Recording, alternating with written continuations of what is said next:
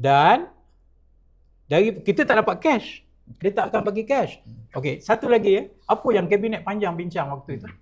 Concern dia. Dan saya harus berterima kasih kepada Tuan Mahathir. Saya harus berterima kasih kepada Lim Guat Eng. Saya harus berterima kasih kepada Datuk Seri Azmin Ali.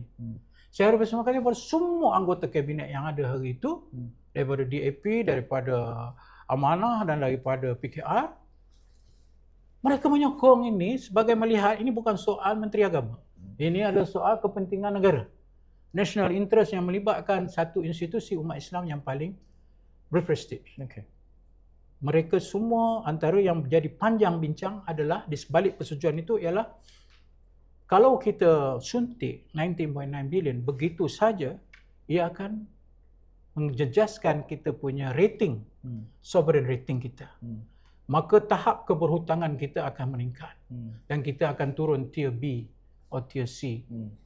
Dan ini menyebabkan kita punya prestasi, image kita di antarabangsa tidak kompetitif. Dan kita susah untuk nak ajak orang melabur dan sebagainya. How do we avoid that? Maka inilah lainnya genius. Genius, idea genius daripada Datuk Seri Zukri yang pernah buat kepada dana modal harta ini. Apa dia buat? Dia suggest bagi sukuk. Why? Sukuk itu boleh diniagakan. Yeah. Dia akan buffer. Dia akan buffer. Dan dia juga dalam disiplin accounting adalah aset untuk company itu. Okay. So by doing that, kita ada aset 19.9 bilion dan kita juga boleh buat duit dengan itu dan kita selamatkan daripada rating kita itu menjunam.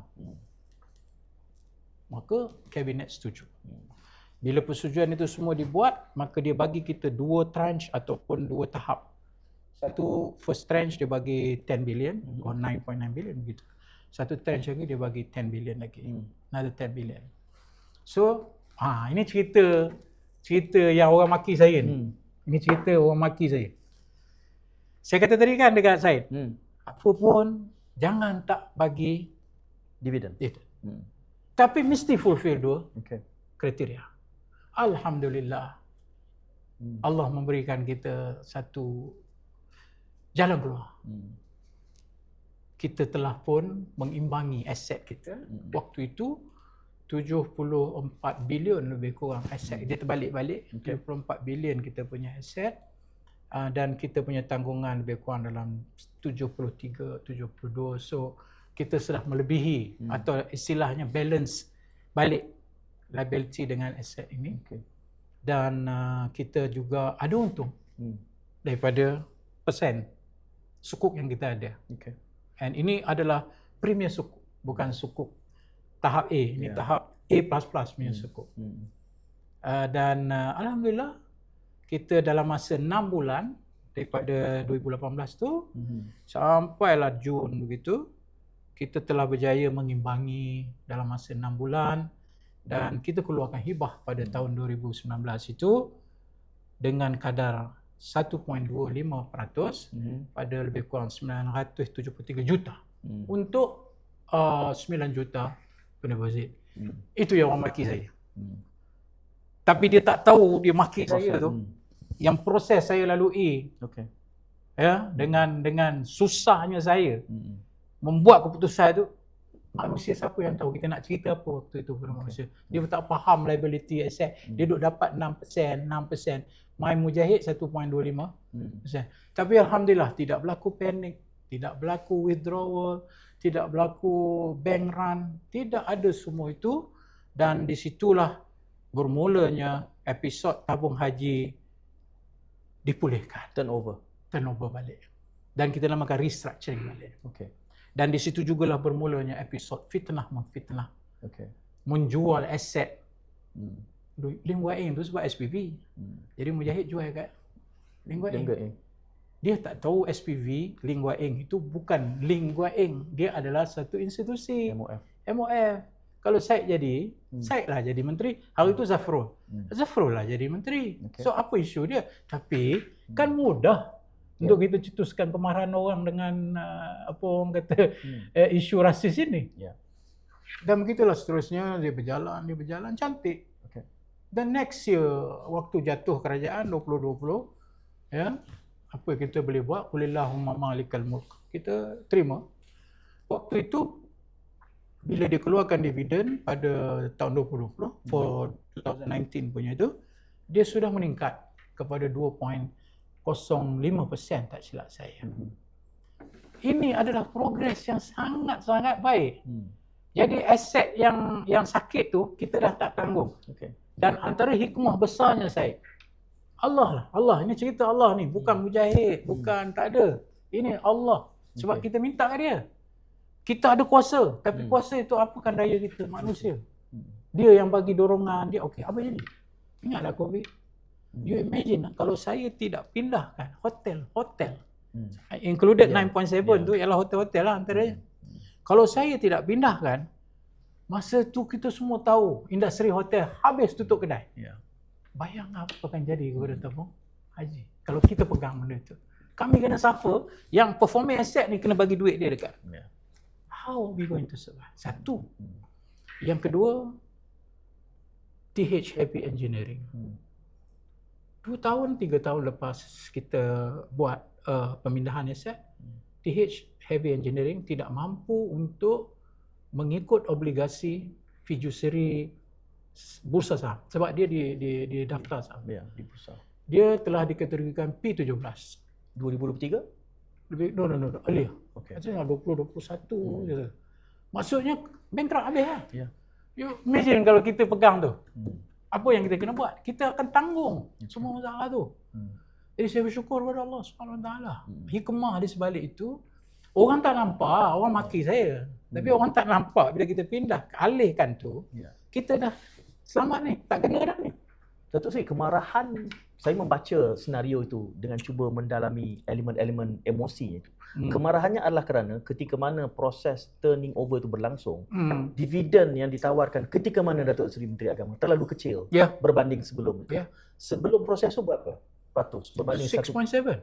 Itu yang saya kata yang manipulasi 2017 tu, yang dia tukar rosot. Sekadar untuk menggambarkan prestasi baik, walhal itu penipuan.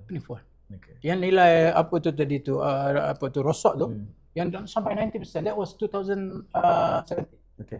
So dia keluarkanlah 6.7 masa tu pula dekat election. Ini semua menjadi instrumen politik. Orang tak tahu saya. The public doesn't know all this. Dia maki saya. Bukan emosi dah. Saja nak teringatkan balik. Saya tak buat kerja tu semua. Saya mewarisi masalah. Either saya, as I said earlier, sweep under the carpet, so saya tidak get bombasted. Dan you kena ingat, kita menang waktu itu dalam, ini politik kita tak dapat lari. Saya betul, tapi saya orang politik. Saya menang di atas politik. Duduk di situ jadi menteri. Kita menang undi Melayu sangat sedikit. Dalam 20% je. Kita menang banyak tahun di China. Undi itulah yang akan maki kita. Can you imagine? Dah lah sikit dapat, maki lagi. Apa jadi kita punya graf waktu itu? Which is important. Dan semua ini bertolak daripada nota daripada Bank Negara. Saya mengandaikan kalau nota Bank Negara itu lewat daripada tahun itu, maka mungkin kita terlepas gateway yang ada. Disember 2015. Kalau tanya saya lah, insyaAllah saya akan tulis buku tentang ni. Tolong, please. Ada dalam buku membumikan rahmatan lil alamin tu ada sikit cerita pasal tabung haji, tapi itu lebih menyeluruh lah. Tapi secara khusus tabung haji tu, kalau ditanya gateway tu yang kita tahu tu, inilah pintunya. Itu sebab Gubernur Bank Negara dia ada obligasi untuk dia mengingatkan, walaupun you kena ingat apa kena mengena dengan Gubernur Bank. Kami tidak duduk bawah you. Ataukah sebelum itu memang sudah ada nota tetapi diabaikan? That was the first one. That was the first one. December 2015 based on 2014 punya hibah. Itu satu kemujuran yang perlu kita syukuri. Kemujuran yang kita perlu syukuri. Jadi apa berlaku? Waktu itu kita tak duduk di dalam Bank Negara dan kita tak oblige pun. Tapi saya kata sistemik dari itu. Because dia akan efek bank-bank lain yang ada kepentingan ni kerana liquidity tadi. Bila liquidity itu, kecairan aset itu dilakukan dengan panik, keseluruhan pasaran akan terjejas. Itu concern dia. Dia tak ada hak untuk nak kata stop. Sebab itu salah satu daripada langkah awal reform kita ialah kita meletakkan tanggungjawab kewangan ini di bawah kawal selia. Kawal selia itu makna apa-apa yang kita nak buat, standard dia mesti mengikut Bank Negara punya standard. Bukan maksud dia duduk bawah akta Bank Negara, tidak. Dia masih tetap bebas sebagai akta tabung haji, tetapi administratively dia dikawal selia dia punya kewangan dia dari segi standard piayawan dia mengikut Bank Negara punya advice. Sebab tadi kita dah learn from the lesson. Itu yang saya cerita tadi lah. So from there dividend 1.25 yang orang maki saya tu dia naik 2.05 dan terus dia naik. Dia naik 2 point, lepas tu 5, yang the latest one 3.10. Okay, orang akan kata, alah Mujahid take credit lah. Sorry brother, ini bukan tentang Mujahid. Apa yang kita buat pada proses pemulihan itu ialah long term. Short term apa? Short term cover the gap. Itu short term. Alhamdulillah we did it in 6 months. The middle range term ialah reallocating the asset. Reallocating the asset, kita dah waktu itu sangat-sangat cemburu, tidak hanya melabur tetapi melihat di mana pelaburannya lebih memulangkan cepat, dan salah satunya adalah finance, Islamic finance. So situ kita tu. Dan salah satu anak syarikat kita yang berjaya dalam Bank Islam. Kemudian yang long term yang saya kata sampai sekarang ni ialah sustainability. Dan saya rasa lepas itu yang mana ambil alih tabung haji, semuanya menggunakan plan kami pada tahun 2000. Antaranya apa? Kita juga menyentuh tentang isu tanggungan beban tabung haji, subsidi haji dia panggil. Subsidi haji ni macam bantuan haji lah. Saya bagi contoh Dia bermula pada 2009. Apa dia punya start dia tu? You hanya ada cukup 9,980 dah boleh pergi haji. Dah boleh pergi haji. Kos waktu itu 12,000. So 2,000 from us. Itu 2009. Logik lah. Ada untung, bagilah. Tapi bila dia naik 2011, kita sedia maklum economically, kos tidak akan kekal kerana cost of living, cost of fuel, cost of transport, cost of houses, yang hotels yang kita rent di Saudi. So kita punya beyond our control. Cost of living Saudi meningkat. Maka pada setiap tahun kenaikan 5%, 10%. Dia tak jadilah 12,000. Zaman saya 2018 22,000. So berapa yang tabung haji bayar? Daripada 9,000 kita bundarkan 10,000. Kalau 20,000 bermakna tabung haji bayar 12,000. I pay more than you pay. Mana ada subsidi aku bayar lebih daripada engkau? Subsidi ni tolong. Yang tak cukup aku bayarlah. Ini aku pula jadi nak pergi haji pula. Berapa dia semua kos tu pada 30,000 jemaah haji saya? It cost us about 385 million. Dalam keadaan yang melingkup ni, sustainable ke? It's not sustainable anymore. So kita chartkan dia punya perjalanan itu untuk ringankan beban itu kepada dua kaedah. Satu fiqh. Apa fiqhnya? Wa 'alan nasi hajjul bait man istata'a ilaihi sabila. Man istata'a. Kita pun belajar dalam fiqh, salah satu rukun buat haji ialah apa? Istita'ah. Istita'ah tu sama ada kesihatan, sama ada istita'ah tu perjalanan itu selamat, dan duit. Ulama dulu dia kata duit ni maknanya ginilah. Engkau boleh pergi haji, tapi anak bini kau kat rumah boleh hidup sampai kau balik. Itu definisi kemampuan kewangan.